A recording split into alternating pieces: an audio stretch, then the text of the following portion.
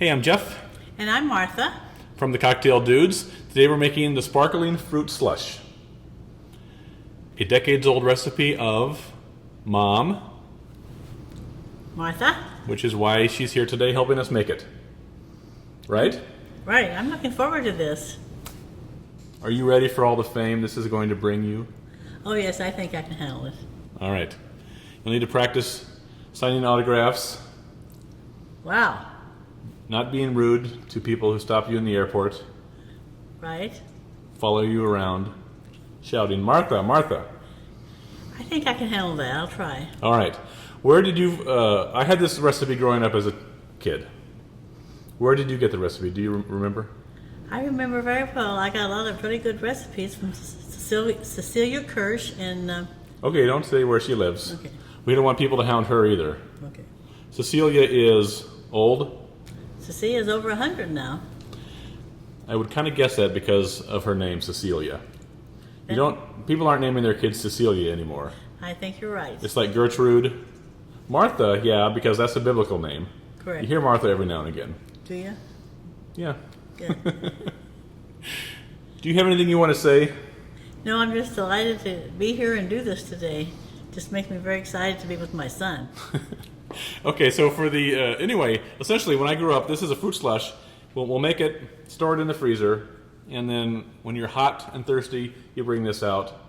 We would pour ginger ale over it when I was young, and that's an option as well. But we top it nowadays as an adult with champagne to make it even more festive, right? Right. So what we need for this is water, granulated sugar, unsweetened pineapple juice, orange juice concentrate, juice from a lemon, 2 oranges cut up into pieces, 3 bananas, 2 that are sliced up into bite-sized pieces, and 1 that is mushed, 2 cups of cherries, 2 cups of pineapple chunks, some strawberries, and blueberries. And there are some other variations of fruit that we can add to this, and we'll talk about that as we go along. All right? Right. Okay, let's start making this puppy. Why don't you add 3 cups of water to a large bowl, and then 2 cups of sugar. Excellent. This is a very large 2-cup sugar, isn't it? Very handy. All right, you're going to start stirring that to dissolve the sugar while I'll add 23 ounces of pineapple juice. That's half of one of these big jars. When Mom makes hers, she doubles the recipe. So if you have room in your freezer, use the full can and double everything else. So keep stirring. I'm going to add that. And then we'll follow that with 12 ounces of frozen orange juice concentrate. Okay, stop stirring for a minute. Do you remember when this was the only way we could get orange juice? I do remember that. Oh my gosh, I can't get that open. And how you'd put it in the Tupperware and then poke at it with a wood spoon to get it to dissolve. Yep. Right. All right. A glob of that in there. We'll keep stirring. I'm going to add the juice from 1 lemon. And do you recommend stirring clockwise or counterclockwise? I usually stir clockwise. That's kind of hard to tell anymore with all these digital watches to know which way is clockwise and which is not clockwise, right? Right. Is that difficult for you? Oh, only when someone calls it to my attention. All right, juice from 1 lemon.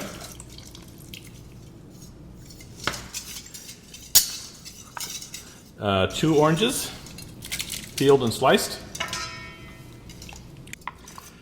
The banana concoction. We mush the bananas with a fork. All right. 2 cups of cherries. Your options are wide open for the cherries. You want to pit them, of course. These are tart cherries. We're fortunate here in Wisconsin to have a wide variety of cherries available to us.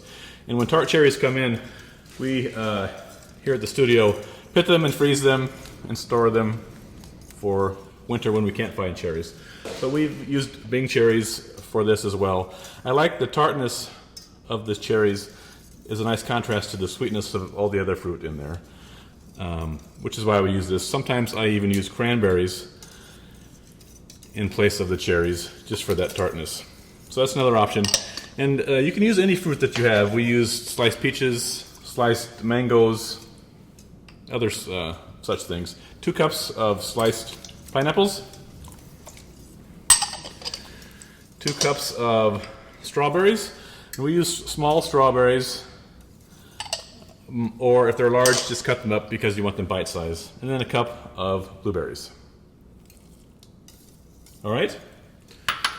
How's that looking there, Martha? Very good. The bowl is almost full. All right, so we're going to stir that and then transfer it into a couple of Tupperwares. Are you ready for that? I'm ready. I think it's mixed really well. Good. All right, this is the tricky part. Are you ready? Ready. Oh my gosh, they're trapped in there. Yeah. All right. Good enough for jazz, as they say. All right? It's pretty heavy. Why don't I tilt it and you scoop it in? Okay. All right? It's coming at you. Ready? 1, 2. Well, just hold the Tupperware. I'll do it all. Okay. No, just the Tupperware. No. Good. Okay. And let's set that aside. We'll do one more. Ready? Ready.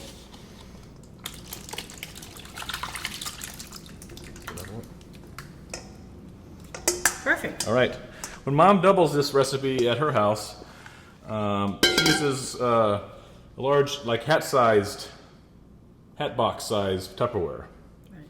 Because you have room in your freezer. Freezer here is full of vodka and rum. So, you know where our priorities are. All right, put the lids on these, freeze these at least overnight, and we'll be back in a second to show you how to drink them. All right, we're back and we're ready to do some drinking, aren't we? I think so. I'm ready. Okay, go ahead. We've taken this out of the freezer and it's been out about 30 minutes. So we're going to scoop this into our glasses. It really becomes a solid ice block. So you want it out a little bit so it is not quite so tough. And we'll just scoop this in. And you want to fill our glasses pretty much to the top. You'll notice that as this freezes, the fruit comes to the top. So as you're scooping, be sure to get the more liquid part down at the bottom. All right, next glass.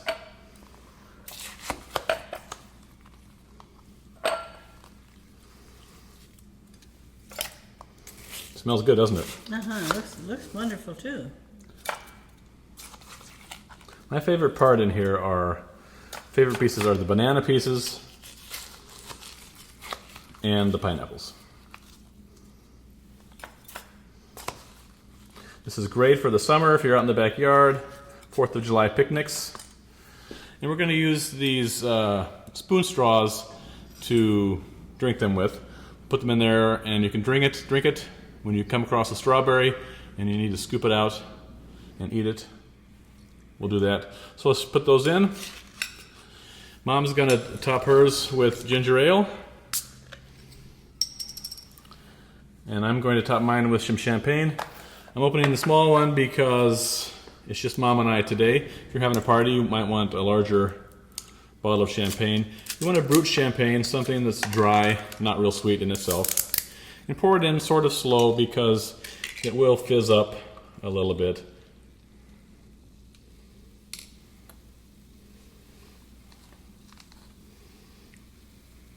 And there you have it. Your virgin and not so virgin sparkling fruit slush. Cheers.